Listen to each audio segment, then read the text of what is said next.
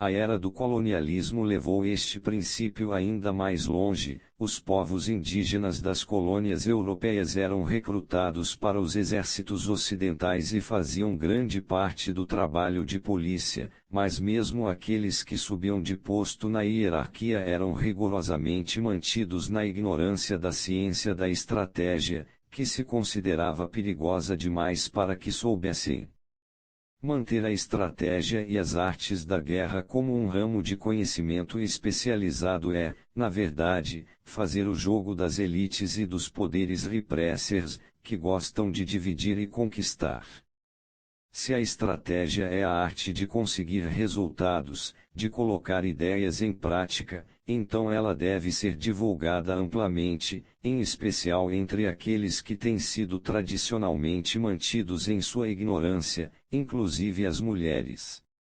Nas mitologias de quase todas as culturas, as grandes divindades eram femininas, entre elas Atena, da Grécia Antiga. A falta de interesse das mulheres por estratégia e guerra não é biológica, mas social e talvez política.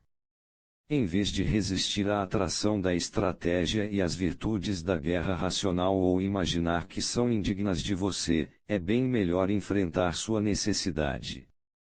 Dominar a arte só tornará sua vida mais pacífica e produtiva a longo prazo, pois você saberá como fazer o jogo e vencer sem violência.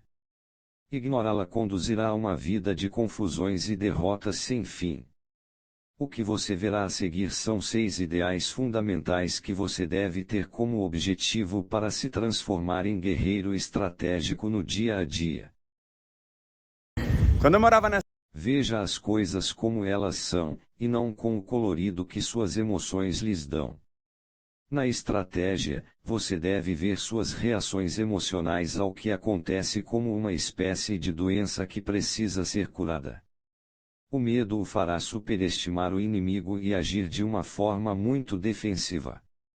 Ira e impaciência o levarão a atitudes precipitadas e que reduzirão suas opções. Excesso de confiança, particularmente como resultado de um sucesso, fará você ir longe demais. Amor e afeto o deixarão cego para as traiçoeiras manobras daqueles que aparentemente estão a seu lado. Mesmo as gradações mais sutis destas emoções podem colorir o modo como você vê os acontecimentos. O único remédio é ter consciência de que a atração das emoções é inevitável, notar quando ela está acontecendo e equilibrá-la. Quando você tiver sucesso, esteja ainda mais atento. Se estiver zangado, não faça nada. Com medo, saiba que vai exagerar os perigos que enfrenta. A guerra exige o máximo de realismo, ver as coisas como elas são. Quanto mais você puder limitar ou equilibrar suas reações emocionais, mais perto chegará deste ideal. Julgue as pessoas por suas ações. A genialidade da guerra é que não há eloquência ou falatório que possa explicar um fracasso no campo de batalha. Um general levou suas tropas à derrota, vidas foram desperdiçadas e é assim que a história o julgará. Você deve se empenhar para aplicar este padrão cruel em sua vida diária, julgando as pessoas pelos resultados de suas ações, pelos feitos que se podem ver e medir, pelas manobras que elas usaram para ganhar o poder. O que as pessoas dizem sobre si mesmas não importa, elas dirão qualquer coisa. Veja o que elas fizeram, feitos não mentem. Você também deve aplicar esta lógica a si mesmo. Ao examinar uma derrota, você deve identificar o que poderia ter feito diferente.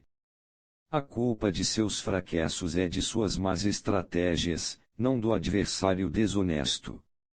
Você é responsável pelo que há de bom e de ruim em sua vida. Como corolário, olhe para tudo que as outras pessoas fazem como uma manobra estratégica, uma tentativa de vencer. As pessoas que o acusam de ser injusto, por exemplo, que tentam fazer você se sentir culpado, que falam de justiça e moral, estão tentando ganhar uma vantagem no tabuleiro de xadrez. dependa das próprias armas. Em busca de sucesso na vida, as pessoas tendem a confiar em coisas que parecem simples e fáceis ou que já funcionaram. Isto poderia significar o acúmulo de riqueza, recursos, um grande número de aliados ou a tecnologia mais recente e a vantagem que ela traz. Isto é ser materialista e mecânico. Mas a verdadeira estratégia é psicológica, uma questão de inteligência, não de força material. Tudo na vida pode ser tirado de você e, geralmente, o será em algum momento. Sua fortuna desaparece, a engenhoca mais recente de uma hora para outra fica ultrapassada, seus aliados o desertam. Mas se sua mente estiver armada com a arte da guerra, não há poder que possa tirá-la. Em meio a uma crise, sua mente encontrará o caminho para a solução correta. Ter estratégias superiores nas pontas dos dedos dará às suas manobras uma força irresistível. Como diz Sun Tzu, depende de você ser imbatível. Adora Atena, não Ares. Na mitologia da Grécia Antiga, o imortal mais esperto de todos era a deusa Metis. Para impedir que ela fosse mais astuciosa do que ele e o destruísse, Zeus casou-se com ela, em seguida engoliu-a inteira, esperando absorver com isso a sua sabedoria. Metis, entretanto, estava esperando um filho de Zeus, a deusa Atena, que em seguida nasceu de sua testa. Como condizia a sua linhagem, ela foi abençoada com a esperteza de Metis e a mentalidade guerreira de Zeus. Ela era considerada pelos gregos como a deusa da guerra estratégica. Seu mortal preferido e acólito era o engenhoso Ulisses. Ares era o deus da guerra em sua forma direta e brutal. Os gregos desprezavam Ares e adoravam Atena, que sempre lutou com suprema inteligência e sutileza. Seu interesse na guerra não é a violência, a brutalidade, o desperdício de vidas e de recursos, mas a racionalidade e o pragmatismo que ela nos impõe e o ideal de vencer sem derramamento de sangue. Usando a sabedoria de Atena, seu objetivo é o de transformar a violência e a agressão desses tipos contra eles, fazendo com que sua brutalidade seja a causa de sua ruína. Como Atena, você está sempre um passo à frente, fazendo com que seus passos sejam mais indiretos. Sua meta é mesclar filosofia e guerra, sabedoria e batalha, em uma mistura imbatível. Eleve-se acima do campo de batalha. Na guerra, a estratégia é a arte de comandar por inteiro a operação militar. Tática, por outro lado, é a habilidade de compor o exército para a batalha em si e lidar com as necessidades imediatas do campo de batalha. Nós, na grande maioria, somos táticos na vida, não estrategistas. Ficamos tão envolvidos nos conflitos que enfrentamos que só conseguimos pensar em como obter o que queremos na batalha que temos pela frente no momento. Pensar estrategicamente é difícil e pouco natural. Você talvez imagine que está sendo estratégico, mas deve estar apenas sendo tático.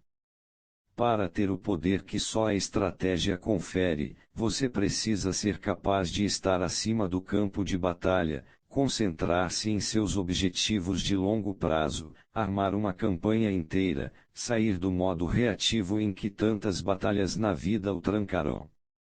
Mantendo em mente todos os seus objetivos, fica muito mais fácil decidir quando lutar e quando se afastar.